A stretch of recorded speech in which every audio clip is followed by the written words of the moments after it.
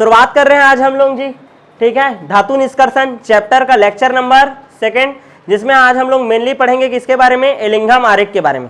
इससे पहले वीडियो में हम लोगों ने देख लिया था कि खनिज किसे कहते हैं और अयस्क किसे कहते हैं। मैं क्या बोला था कि सभी अयस्क खनिज होंगे, लेकिन सभी खनिज अयस्क नहीं होते। अयस्क का परिभाषा दिए थे तो क्या बोले थे, अयस्क वह खनिज होता है जिससे हमको सरलता से और सस्ते दामों में धातु प्राप्त हो जाता है, उसको क्या बोलते हैं, अयस्क। यहां तक क्लियर हो गया था।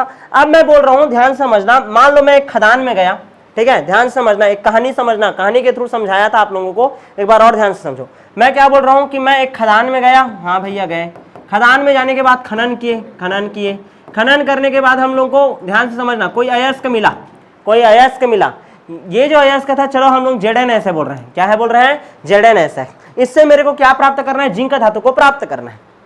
क्लियर है। अब मैं खना हूं भैया, इसको समझ आ रहा है कि नहीं, तो इसमें क्या होगा, बहुत सारा अशुद्धि होगा, क्या होगा, बहुत सारा अशुद्धि।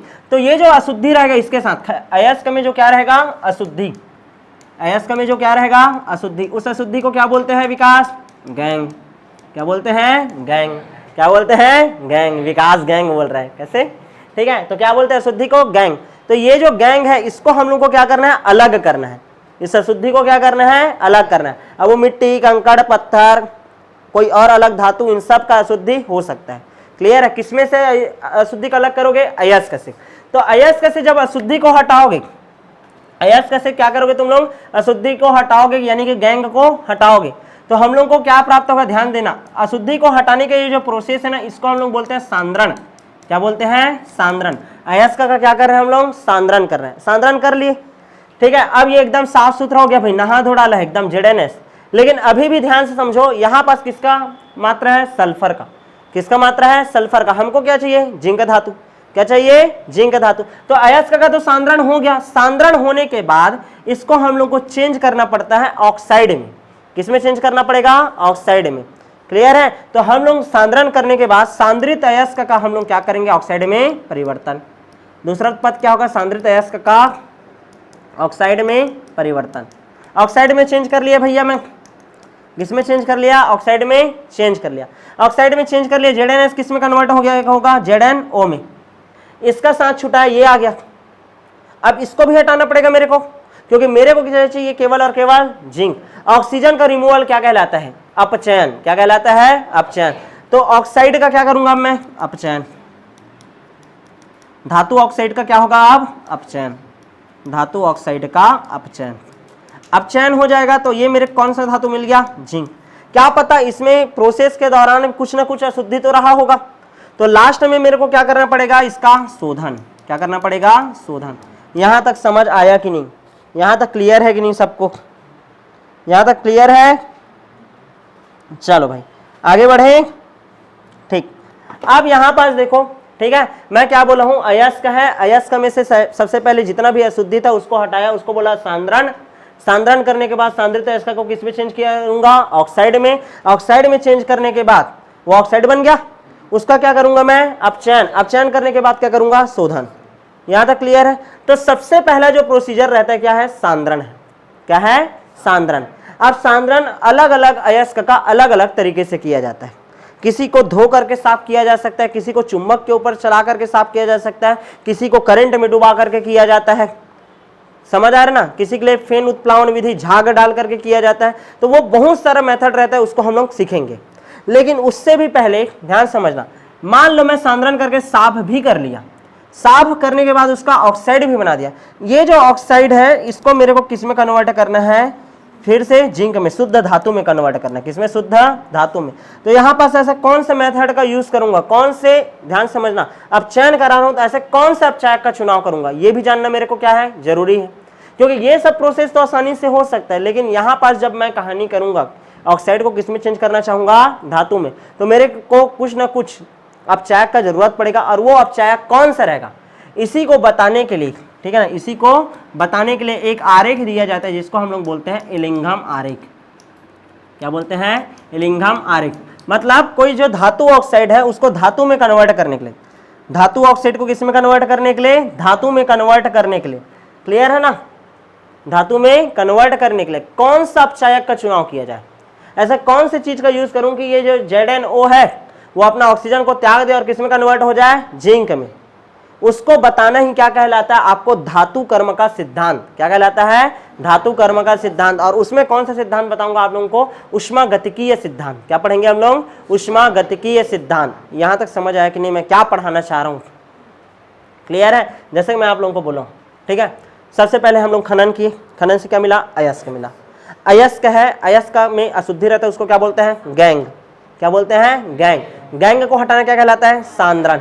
सांद्रण हो गया, उसके बाद उसका क्या करना है हम लोगों को, ऑक्सीकरण करने का अपचयन, ऑक्साइड में परिवर्तन। ऑक्सीकरण करके ऑक्साइड में परिवर्तन हो गया, साफ सुथरा हो गया, उसको ऑक्साइड में परिवर्तन। इतनी ध्यान दे, इतनी इतनी नहीं, इतनी, ठीक है। पूरा ध्यान इतनी होना चाहिए, सोचबे तक कुछ नहीं है, पढ़बे तक हुई, ठीक है। सोच मत, इधर देख, ठीक है। ए सब लोग, सबको बोल रहा हूँ, ठीक है। इधर ध्यान दो, इधर स्पेसिफिक इसको कर दिया तो इसका मतलब इस चीज को नहीं बोल रहा हूँ, सबको बोल रहा हूँ, ध्यान दो। ऑक्साइड में परिवर्तन हो गया, ऑक्साइड में परिवर्तन होने के बाद उसका ऑक्सीजन को हटाना है। ऑक्सीजन को हटाना क्या कहलाता है, अपचयन। अपचयन हो गया, उसके बाद धातु का क्या करेंगे, शोधन। कितना प्रोसेस होगा, 5। सांद्रण, सबसे पहला तो सांद्रण, उसके बाद ऑक्साइड में परिवर्तन, ऑक्साइड में परिवर्तन के बाद अपचयन, अपचयन के बाद शोधन। अच्छा, सबसे पहले हाँ 4 ही होगा प्रोसेस, कितना हो गया, 4। अरे चारों प्रोसेस को हम लोग एक साथ क्या बोलते हैं, धातु निष्कर्षण। क्या बोलते हैं, धातु निष्कर्षण। तो धातु निष्कर्षण के कितने पद हैं, 4।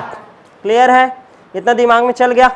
अब मैं ध्यान समझना, मैं बता रहा हूं आपको, ये जो धातु निष्कर्षण है उसका क्या पढ़ रहे हैं, सिद्धांत पढ़ रहे हैं। क्या पढ़ रहे हैं, सिद्धांत। कि मैं जब, ध्यान से समझना, जब धातु ऑक्साइड बनाऊंगा, क्या बनाऊंगा, धातु ऑक्साइड, तो धातु ऑक्साइड को किसमें चेंज करना है मेरे को, धातु में। तो उसमें कौन सा सिद्धांत का यूज करूंगा, उसमें कौन से सिद्धांत का यूज करूंगा। तो हम लोग जो सबसे पहला सिद्धांत पढ़ रहे हैं वो है आपका उष्मागतिकीय सिद्धांत। कौन सा सिद्धांत है, उष्मागतिकीय सिद्धांत। और मैं केवल यही सिद्धांत बस पढ़ाऊंगा आपको, क्योंकि पेपर में आएगा केवल और केवल कौन सा सिद्धांत, उष्मागतिकीय सिद्धांत। एक विद्युत रासायनिक सिद्धांत भी है आपका, उसको खुद से पढ़ोगे समझ आ जाएगा, ठीक है ना। एक ताप सिद्धांत भी है, ठीक है। दोनों को हिंट दे दूंगा, लेकिन मेनली पढ़ेंगे, रिकॉर्डिंग होगा केवल और केवल किसका, उष्मागतिकीय सिद्धांत। आप लोगों ने ध्यान समझना, उष्मागतिकी करके एक चैप्टर पढ़ा था, उसमें एक फॉर्मूला पढ़े थे, del G is equal to del H minus T del S. Clear है। जहां पास del G is equal to क्या है, गिब्स मुक्त ऊर्जा। हमेशा लिखना, कभी भी लिखते हो तो यहाँ डेल जी क्या है, गिब्स मुक्त ऊर्जा। डेल एच क्या है, एंथैल्पी में परिवर्तन। एंथैल्पी बस नहीं है, एंथैल्पी में क्या है, परिवर्तन। टी क्या है, परमताप। टी क्या है, परमताप। और डेल एस क्या है, एंट्रोपी में परिवर्तन।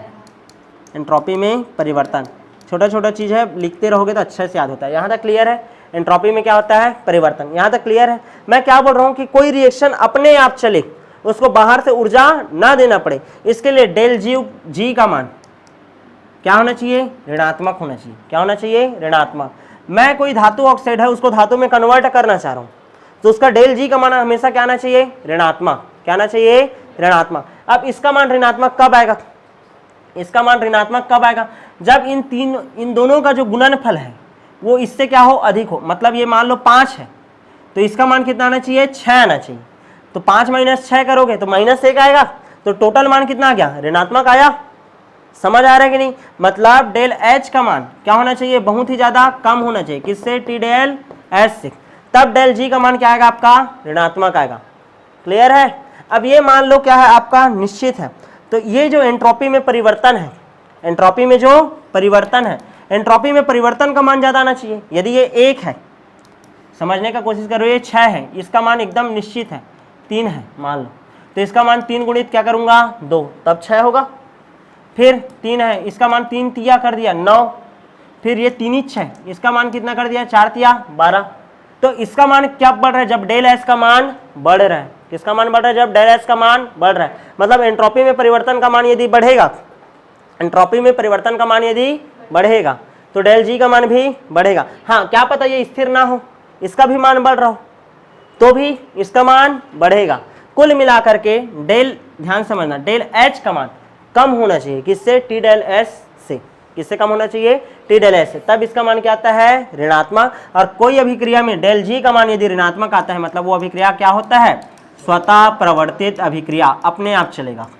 क्या होगा, अपने आप चलेगा। यहां तक क्लियर है कि नहीं, क्लियर है। यानी कि एक बार चालू हो गया उसके बाद लगातार चलते रहेगा। क्लियर है? जैसे तुम लोग अधिक ऊंचाई में पानी रख दो, अधिक ऊंचाई में पानी रखोगे वो अपने आप नीचे आएगा जब तक वो पूरी तरीके से खत्म नहीं हो जाएगा तब तक। लेकिन मान लो नीचे में पानी रखो, ऊपर जाने दोगे तो बाहर से बल कारण करना पड़ रहा है ना। तो अपने आप जो रिएक्शन होता है उसको हम लोग क्या बोलते हैं? स्वतः प्रवर्तित अभिक्रिया। एक उदाहरण देते थे, याद करो कि पानी में नील का घुलना, नील का 2 बूंद डाले, 2 बूंद वाला उजाला अपने आप घूमने शुरू हो जाता था, घुलना, वो अपने आप हो रहा है ना। क्लियर है कि नहीं? तो उसको बोलते हैं क्या? स्वतः प्रवर्तित अभिक्रिया। एक बार स्टार्ट हो गया मतलब वो चलेगा, मतलब चलेगा। क्लियर है? यहां तक समझ आया कि नहीं? तो ये ऊष्मागतिकीय सिद्धांत का मेन कहानी ये है कि जो गिब्स मुक्त ऊर्जा होता है इसका मान ऋणात्मक आना चाहिए, और ऋणात्मक मान आने के लिए टी डेल एच का मान डेल एच के मान से क्या होना चाहिए? अधिक होना चाहिए। क्या होना चाहिए? अधिक होना चाहिए। यहां तक क्लियर है कि नहीं? अब एलिंघम आरेख का इसमें क्या कहानी है? ठीक है ना, एक आरेख बनाते हैं, क्या? एलिंघम आरेख।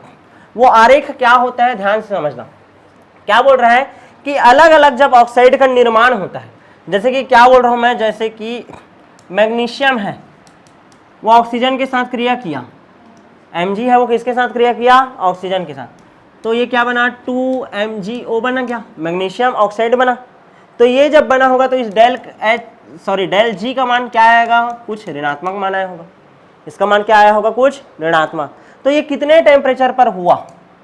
ये कितने टेम्परेचर पर इस ऑक्साइड का निर्माण हुआ और इसका ऋणात्मक मान कितना आया? इसके बीच में ग्राफ खींचा गया। क्लियर है कि नहीं? मतलब एक साइड में रख दिया किसको? माइनस डेल G को, और एक साइड रख दिया किसको? टेम्परेचर T को। क्लियर है ना? याद रखना डेल G का मान ऋणात्मक से शुरू कर रहा हूं, मतलब जब ग्राफ ऊपर जाएगा तो ये नीचे वाला का मान सबसे कम, और ऊपर जाएगा तो मान क्या होते जाएगा? धनात्मक, और धनात्मक पहुंचने से पहले क्या होगा? 0।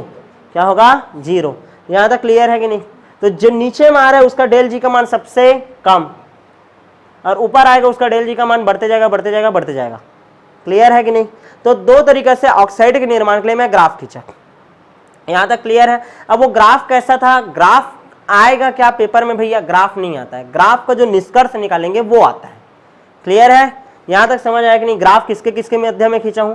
मान लो कोई धातु है वो ऑक्सीजन के साथ क्रिया करता है, धातु ऑक्साइड बनाता है, तो उसमें डेल G का मान जो ऋणात्मक आता है उसके मान और कितना टेम्परेचर में यह अभिक्रिया हुआ उसके बीच में क्या खींचा गया? ग्राफ। और इस ग्राफ को बोलते हैं क्या हम लोग? एलिंघम आरेख। क्या बोलते हैं? एलिंघम आरेख।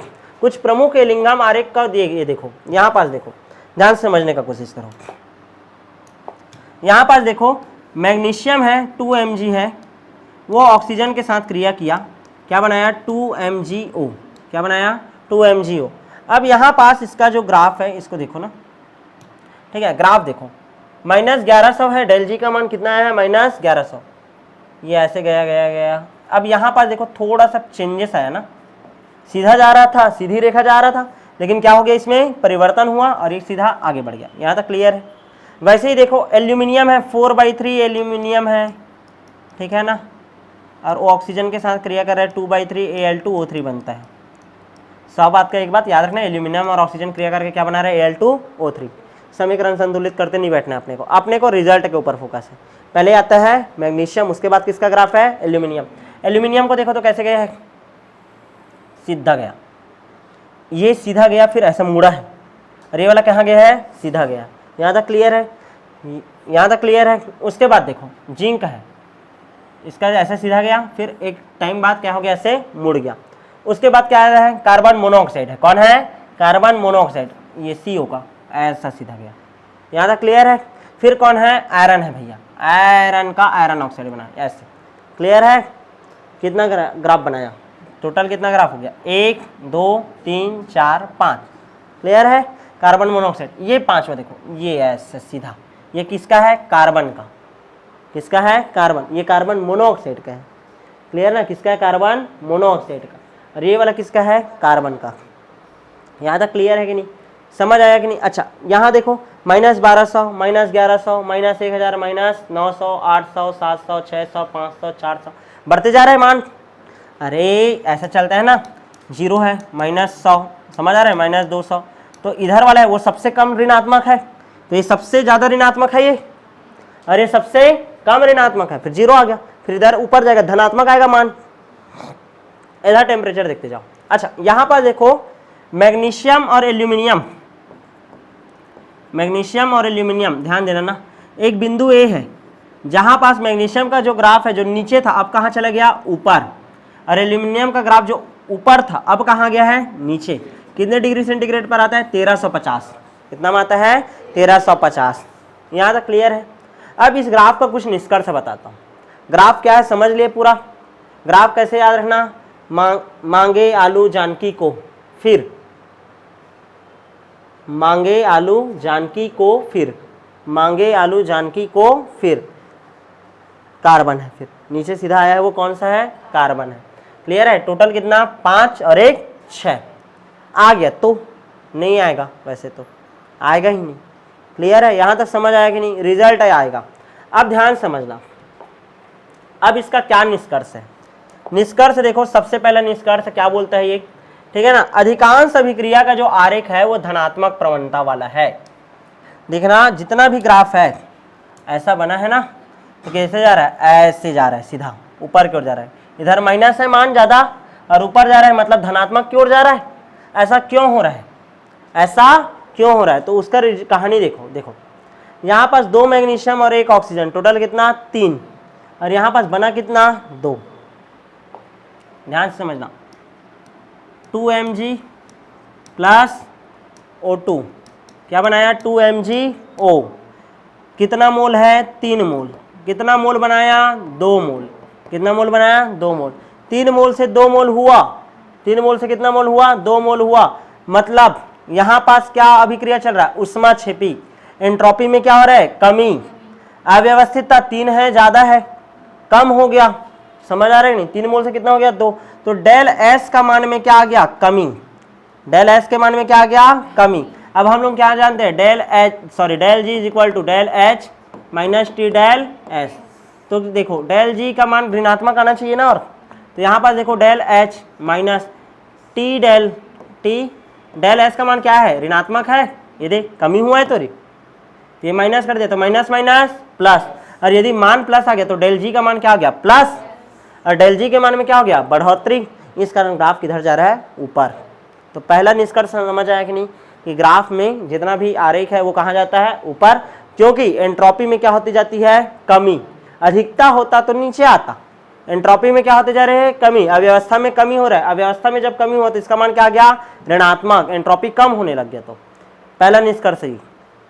दूसरा निष्कर्ष जो सबसे ज्यादा एमपी होना चाहिए, ठीक है ना, क्या बोल रहा हूं कि जब ऐसा जा रहा है, ठीक है ना, क्या पता ये ठोस अवस्था में था, लेकिन जैसे ही विचलन हुआ ना ऐसे, ठीक है, मतलब ये कौन सा अवस्था में कन्वर्ट हुआ होगा, द्रव में। किस में कन्वर्ट हुआ होगा, द्रव में। मतलब विचलन शो करता है अवस्था परिवर्तन को। सरल रेखा में यदि विचलन आ जाए तो वो किसको शो करता है, आपका अवस्था परिवर्तन को। किसको शो करता है, अवस्था परिवर्तन को। किसको शो करता है, अवस्था परिवर्तन को। 2 पॉइंट हो गया।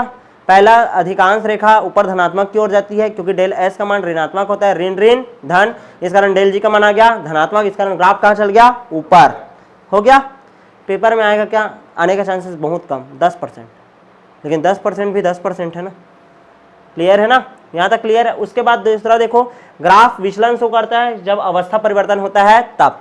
2 चीज हो गया। तीसरा देखो, नीचे में कौन था, मांगे आलू, मांगे Mg, उसके बाद आलू Al2O3, और ये क्या है, MgO, ठीक है ना। अच्छा, एक टाइम ऐसा आएगा कि ये ग्राफ ऊपर और ये ग्राफ नीचे, कितना 1350 डिग्री सेंटीग्रेड। क्लियर है ना।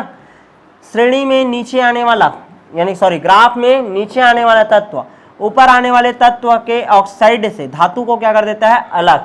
मतलब MgO और Al2O3 है, तो Al2O3 में बाई चांस मैं किसको डाल दूं, मैग्नीशियम को। किसको डाल दूं, मैग्नीशियम। तो इसमें का एल्यूमिनियम मस्त क्या हो जाएगा, अलग।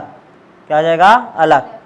याद करो, विद्युत रासायनिक श्रेणी में ऊपर आने वाला तत्व नीचे आने वाले तत्व को उसके विलयन से क्या कर देता था, अवक्षेपित, प्रतिस्थापित कर देता था। सॉरी, क्या कर देता था, प्रतिस्थापित। इसमें उल्टा बोलना, ग्राफ में नीचे आने वाला तत्व ऊपर आने वाले तत्व को उसके ऑक्साइड से क्या कर देता है, अलग। एल्यूमिनियम का ऑक्साइड है, उस ऑक्साइड से क्या कर देगा, अलग कर देगा नीचे वाला तत्व। क्लियर है ना। तो उस हिसाब से ग्राफ जब बनाया था, सबसे नीचे वाला में कौन आया था, कार्बन आया था। तो कार्बन सबका अपचयन कर सकता है, कार्बन सबसे ऑक्सीजन को हटा सकता है। इस कारण याद रखना, इस केस में सबसे ज्यादा, पूरा जब पूरा चैप्टर चलेगा तो अब चायक के रूप में हम लोग किसका यूज करेंगे, कार्बन का, कार्बन मोनोऑक्साइड का। किसका, कार्बन और कार्बन मोनोऑक्साइड का। वह कौन सा बिंदु है, क्वेश्चन आ गया, वह कौन सा बिंदु है जिसमें MgO अब चायक की तरह व्यवहार करता है।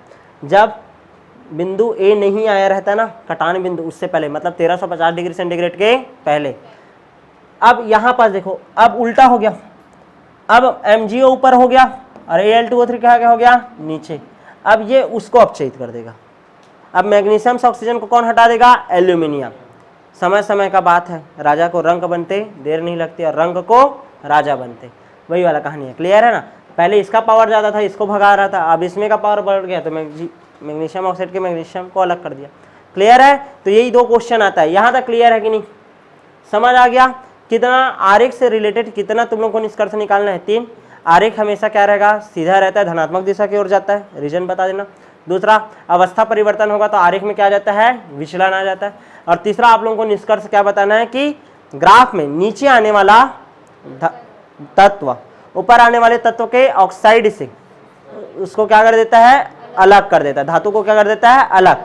और उसी प्रकार यदि इस ग्राफ में ये वाला देखो, ये सबसे नीचे आया कौन, कार्बन मोनोऑक्साइड जो बनता है, यानी ये जो कार्बन मोनोऑक्साइड है, किसी भी तत्व में मैं यदि उसका उपयोग करूंगा तो सबसे मैग्नीशियम ऑक्साइड से मैग्नीशियम को हटा देगा, एल्यूमिनियम ऑक्साइड से एल्यूमिनियम को अलग कर देगा। समझ आ रहा है ना, मतलब कोई भी ऑक्साइड जो रहेगा उसका आसानी से धातु में परिवर्तन कर सकता है, निष्कर्ष वही निकाले। क्लियर है कि नहीं, यहां तक समझ आ गया सबको, क्लियर है। अच्छा, एक आध क्वेश्चन यदि आपको दे दिया गया, कार्बन और कार्बन मोनोऑक्साइड को अपचायक के रूप में प्रयोग किया जाता है, क्यों? कार्बन का उपयोग भी करते हैं और कार्बन मोनोऑक्साइड का भी उपयोग करते हैं, क्यों? जैसे कि देखो, मैं कार्बन का उदाहरण दे रहा हूं, FeO है, वो टूटेगा और क्या देगा, Fe प्लस हाफ O2, क्या देगा, Fe प्लस हाफ O2। उसका डेल G का मान आता है 40, कितना आता है, 40, मात्रक नहीं लिख रहा हूं, कितना आता है, प्लस 40 है ना, कितना है, प्लस 40। अच्छा, कार्बन जब मोनोऑक्साइड बनता है, कार्बन प्लस हाफ O2, तो इसका जो डेल G का मान आता है, CO है ना, ठीक है ना, इसका डेल G का मान आता है -100, कितना आता है, -100। अब ये जब दोनों रिएक्शन, ध्यान दो, FeO के बर्तन में मैं कार्बन मोनोऑक्साइड को डाला, FeO के बर्तन में मैं कार्बन मोनोऑक्साइड को डाला, ये टूटते रहना चाहिए लगातार, ये टूटते रहने चाहिए लगातार। मेरे को आयरन चाहिए ना फैक्ट्री से, क्या चाहिए, आयरन, तो इसको उपयोग कर दिया मैं, इसका उपयोग करूंगा, क्यों, क्योंकि इसका डेल G का मान क्या है, ऋणात्मक है, क्या है, ऋणात्मक है। ऋणात्मक है तो देखो, प्लस है 40 और ये है माइनस में 100, तो कितना आ गया, -60। तो देखो अभिक्रिया लगातार चलते रहेगा, हमेशा स्वतः प्रवर्तित रहेगा। क्लियर है कि नहीं, तो इस कारण हम लोग किसका उपयोग करते हैं, कार्बन मोनोऑक्साइड का। अभी बताया ना, क्योंकि ग्राफ में नीचे आता है और इसका डेल G का मान क्या रहता है, अधिक ऋणात्मक होता है। यहाँ तक क्लियर है। एक क्वेश्चन मैग्नीशियम वाला आता है, ऐसा स्थिति बताइए जिसमें मैग्नीशियम Al2O3 का अपचयन कर सके। मैग्नीशियम यदि वो ग्राफ में कहाँ है, नीचे है, 1350 डिग्री सेंटीग्रेड के पहले, तब वो एल्यूमिनियम ऑक्साइड से एल्यूमिनियम को क्या कर सकता है, अलग कर सकता है। क्लियर है कि नहीं, और बाकी सारा क्वेश्चन है उसको तुम लोग खुद से पढ़ लेना, आपको आसानी से समझ आ जाएगा। अब जो नेक्स्ट क्लास रहेगा उसमें हम लोग मेनली किसके बारे में बात करेंगे, आपका धातुओं का सांद्रण कैसे किया जाता है। मिलते हैं आप नेक्स्ट वीडियो।